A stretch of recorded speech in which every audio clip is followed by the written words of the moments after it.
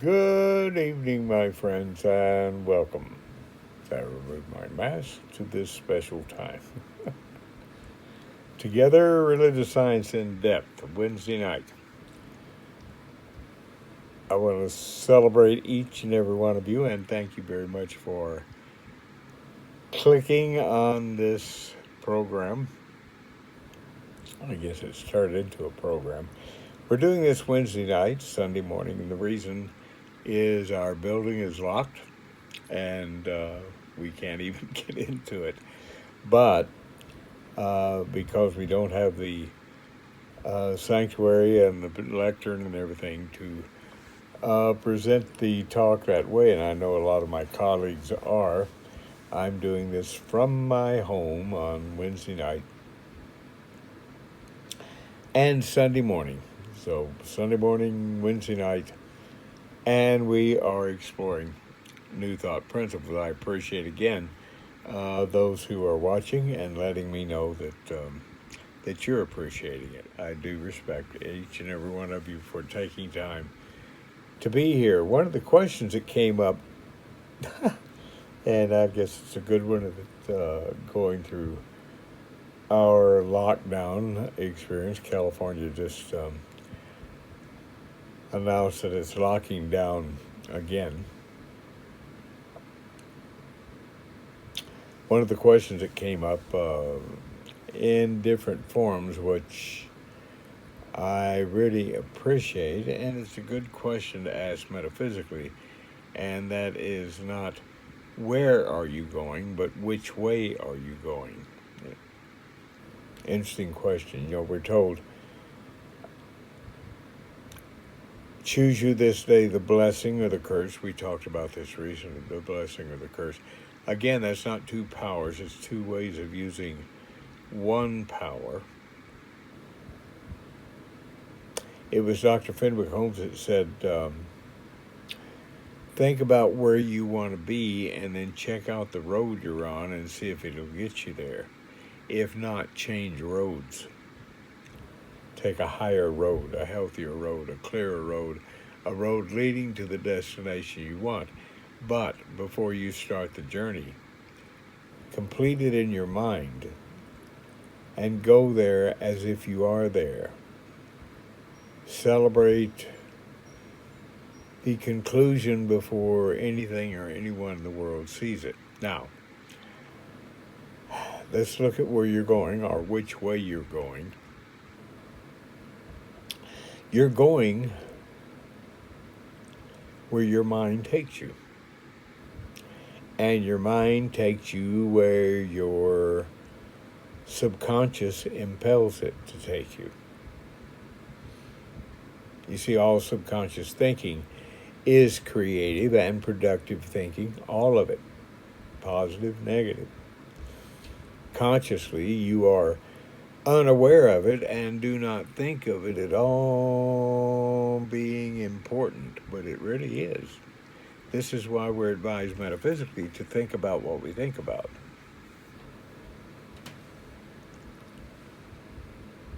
It's not just important, it's vitally important for you to understand and know this.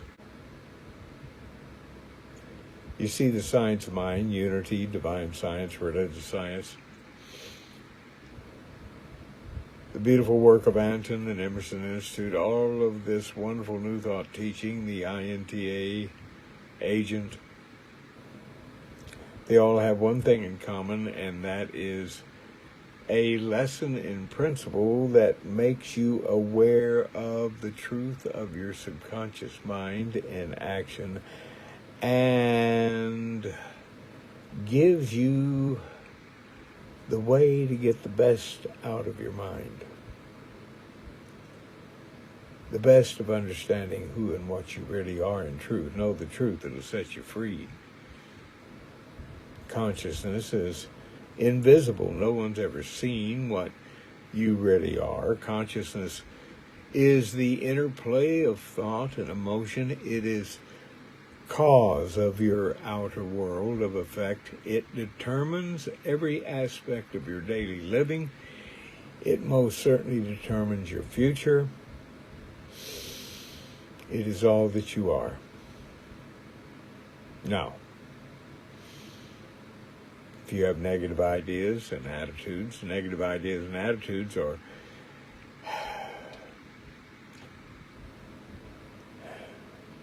they are definite impediments. That's good. Definite impediments.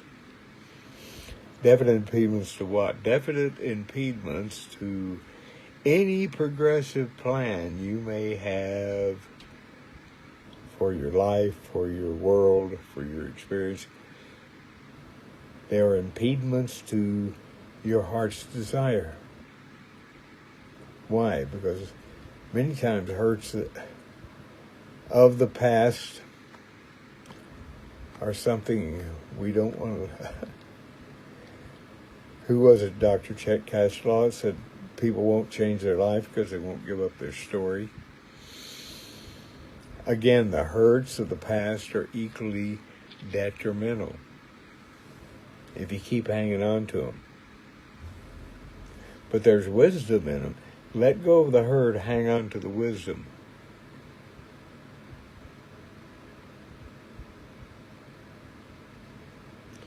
You see, this explains why many people live and relive the past. They become addicted to it. They keep telling their story and over and over and over again. All the reasons why they can't be happy, can't be loved, can't be this, can't be that. It is old, familiar, mental and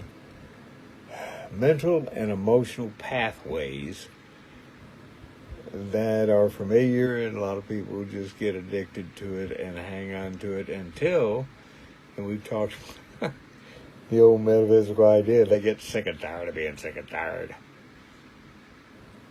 Now, it does not require any new thinking about spiritual ideas or spiritual goals. See, if you're a worrier, then because your pathway is the pathway of a worrier instead of a warrior, the pathway of hurt, the pathway of a has-been, so you stop being a has-been. Stop being a what you were. Be what you are. And when you do this, you find that what you are is capable of doing and being more than anything you ever dreamed of being.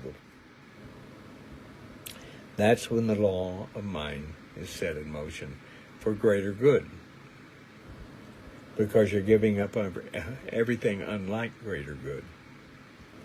There's no power or presence which can oppose or prevent your moving forward in life. The only one that can stop you is you.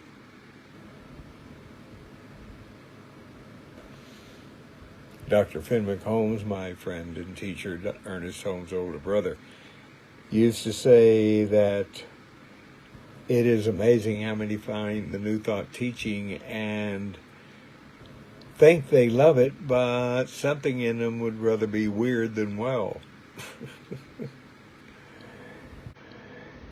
He said we'd be 10 times larger if we would just sabotage ourselves with metaphysical nincompoopry.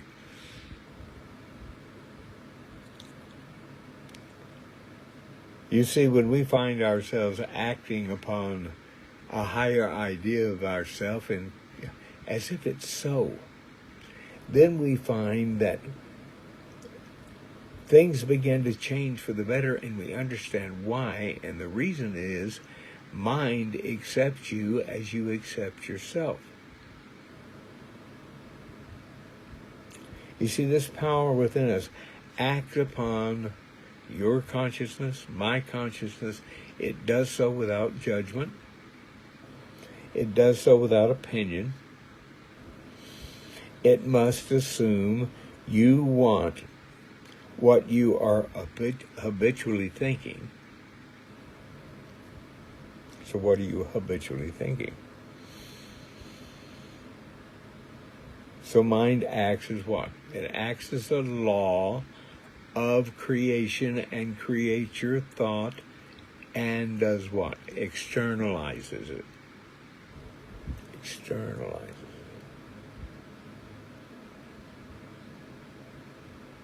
So we find ourselves over and over again celebrating the experience we have, understanding that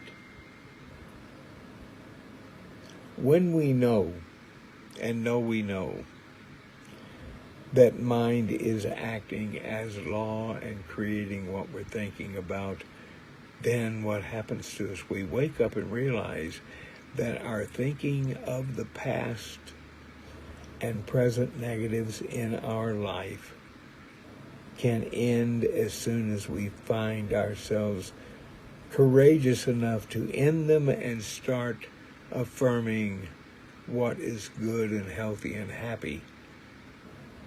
You see, the law maintains you in your happiness and your backward movement if you insist on it. Yesterday will stop showing up if you stop insisting that it show up. So, my dear friends, on this Wednesday evening, right before the 4th of July, let us go and know in our heart and mind that we can start thinking right now in larger terms. My suggestion to you for the class tonight, for this lesson tonight, increase your expectation of factual good. Contemplate that which will make you happy. Contemplate that which will make you loved. Contemplate that which will demonstrate prosperity in your life. All this is totally possible. Totally possible. When you really think it, really feel it, with meaning, come from love, from God, from oneness. Critically think as oneness thinks. Success and failure are just two ends of the same stick. Choose success. Choose love. Choose the positive. Choose the awareness that you are a mighty moving power of God in this thing called life. Namaste. I thank you for being with me this evening, and I each and every one of you. Namaste. Now, this experience we're having right now have left us void of a physical congregation in front of us, so we are extending not a physical basket for a love offering, but a metaphysical basket. And my dear assistant Katrina will put information on the screen, which will allow you to connect with us and help support this program, this idea, this Sunday and Wednesday experience, and our center that has ongoing expenses and needs.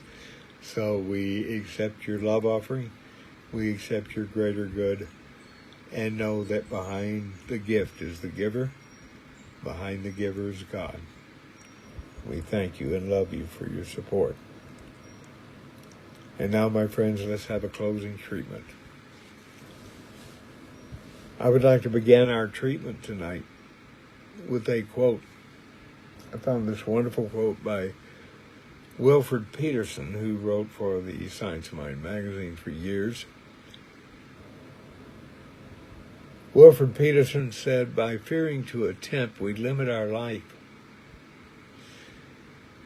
When we use the flame of courage, our lives are unlimited." So how about tonight we accept the flame of courage. We talked about courage recently. I'm going to speak my word now in first person in this treatment as I do.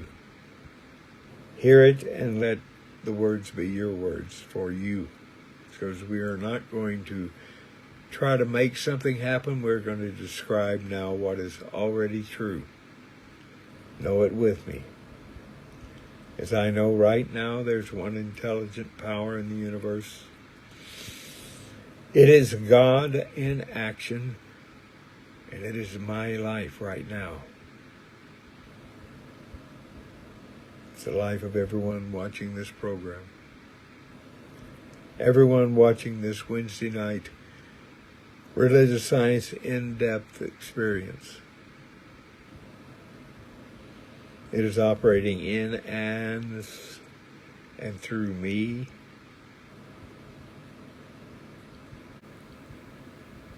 It does so with love. It is the essence of my being. Today I accept a greater awareness and courage that a greater awareness than I've ever known before.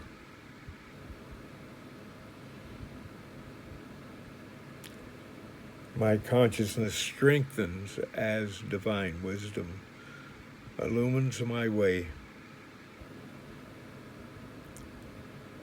Every purpose in my heart and mind is animated and inspired by my awareness of myself as one of God.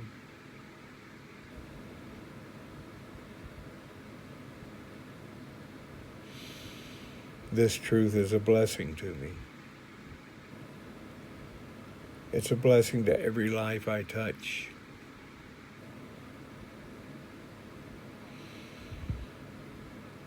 I go forth courageously knowing that all my dreams are ready to come true,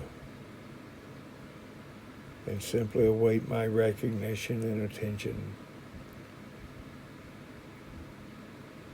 I celebrate my divinity and avail myself of the greater good as I accept responsibility for the positive direction of my thinking.